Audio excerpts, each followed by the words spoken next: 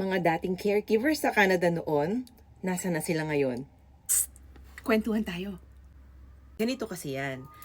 Back in the day, nung kami, nauso din yung mga caregiver. Mga kamag-anak nila, hinahire yung mga family nila sa Philippines to become caregivers.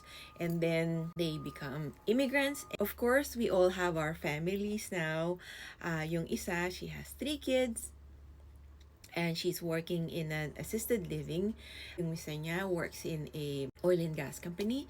Tapos yung isa naman works in a she used to work in a microchip company.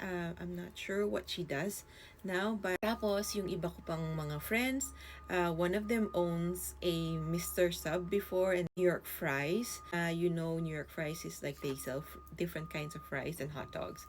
So she owns a food business.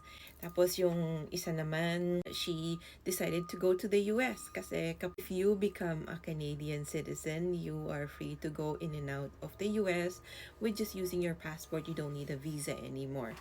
So, yun ang nangyari sa mga caregivers noon. That was a very long time ago. I think it's 15 to 20 years ago na nung kaming mga caregivers. Alam nyo ba, yung mga panahong yan, syempre inip na inip kami, no? What we do is we meet once in a while, we host parties in our homes, kita kami sa mga park, ganon. There's future in pagiging caregiver dito sa Canada naman.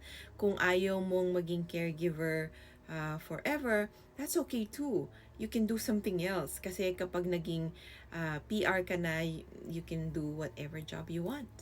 And just like what we did, for us, it was a stepping stone.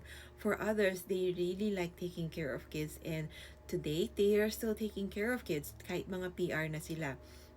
And that, I think that is amazing because they're helping a lot of people, especially yung mga families na both parents are working at walang mag-aalaga ng mga anak nila. And they do that.